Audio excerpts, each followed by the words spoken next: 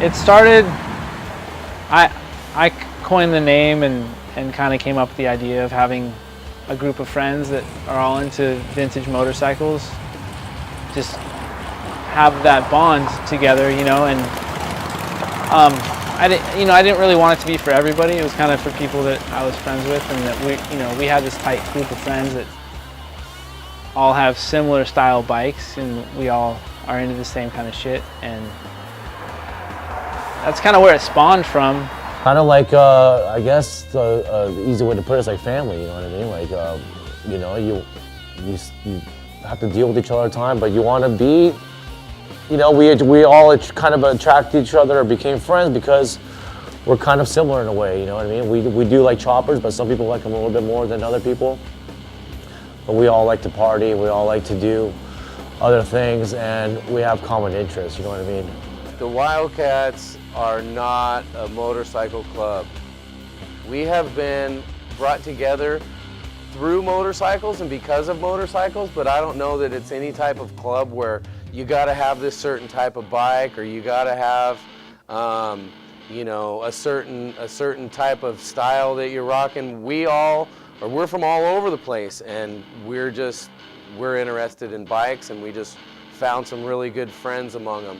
Trading parts, you know, helping each other out with stuff, and going on trips and stuff like that. Most of my friends just like, you know, maybe you go to a show or something, and then you know, it's very organic. Like you don't like, you know, you sort of like, oh, I'm into this, you're into this, and then if your personalities like get along, you just hang out. But I think you become better friends is when you do trips together. Like you break down, you gotta back your friend up, help him out with his bike, or you know, whatever, just having a good time. You do that a bunch of times, and it feels like they become your brothers. We're all into the same stuff. Most of us have, you know, multiple old bikes and cars and FXRs too. But it's just really like a tight knit. Like I really consider them all above and beyond like brothers, like family. And we didn't really want to have a club, and we don't really want to have any rules or anything to do. It's just kind of like we're all kind of together, and when we do whatever we do, we all try to do it together. I haven't asked questions too much. I just kind of go with it, to be honest with you. It's something special. I can feel that, but what it is, I can't answer. I don't know. You've got Chatty doing his thing in the valley, you've got Austin in downtown, you've got Raddy in Highland Park, you've got, you know, the homies up north. Some people do construction, some people are in fashion. Austin's wacky and wears crazy stuff, you know. Ryan's Mr. Clean. It's all just kind of an organic thing where Troy's up in Tahunga doing, no one really knows what Troy does up there, but he's always up there making kids and shit. And so, but it just kind of came together where I don't know.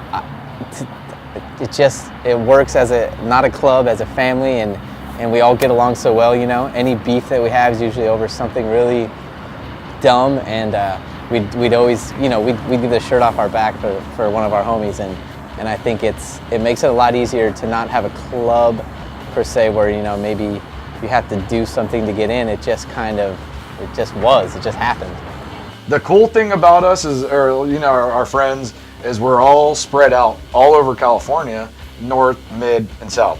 So it kind of makes us a little bit tighter because we have to make plans and always get together, and we do. We move around. They are just up here. Those guys all came down from LA, and Busby was up here. We were working on Bondo project on the Born Free frame, you know, a couple weeks ago, and we all go down there, and we're always intermingling everywhere and getting together, and it's just a good excuse to get together and go ride to Tahoe or go to, you know, go on Death Valley Run, or, you know, just all the, I mean, there's so much different stuff that you don't know, or the general public doesn't know about, but yeah, so it's cool. I think all of us just really share a certain special energy that we all feed off each other, and we all fucking party balls, and there's no egos attached to it.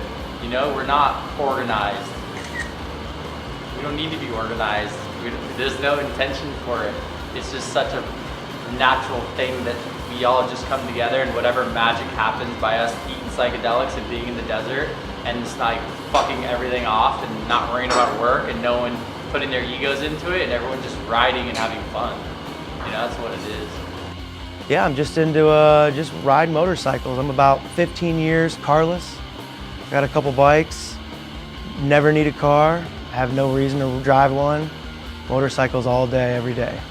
There's something about 4 more or 2 or more bikes riding in a pattern together on a long distance trip, and then hanging out with all your buddies, and then running into problems and like trying to figure out, problem solve how we're gonna fix this flat tire.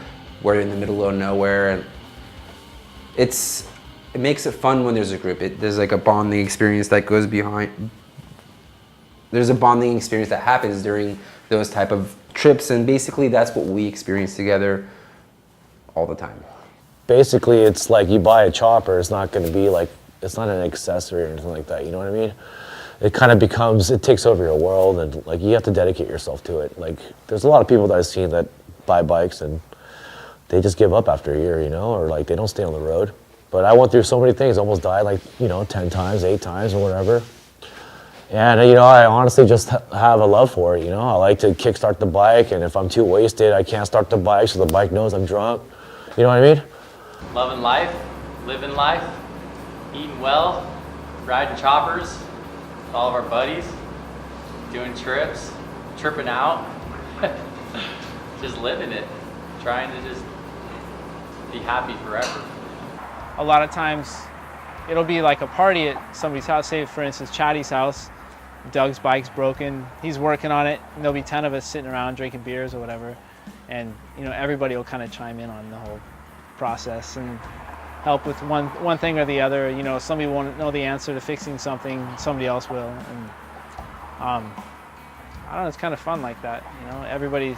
We all have each other's backs and help each other out.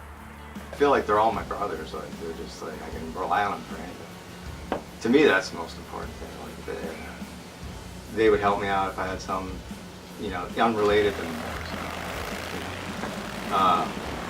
and to have friends that you feel like they're your brothers, that you just go to their house and like walk in, use their, you know, look at their refrigerator or whatever. Like you just feel at home with them. To me, I like having friends like that. That's important. It's a big family, you know, someone's always there. If my house burned down, I'd have somewhere to stay. If I lost my bike, I'm positive I'd have a bike to ride tomorrow. Someone is always going to be there, and I just see it spreading, again, just organically. I don't think it's numbered to just a few people. We have so many. I mean, if you had 6 months to ride around with us, there's so many friends out here that you didn't even get to meet and shoot and see that just. They're all Wildcats too, you know? As far as our group, like, you know, I like it the way it is, and I don't want it to change, and I want us to, you know, grow old together, and a couple of us are having kids, you know, and I just want everybody to thrive and us to do trips every year and travel and ride together and keep doing what we do, you know? I don't want to ever ruin what we have because it's so good.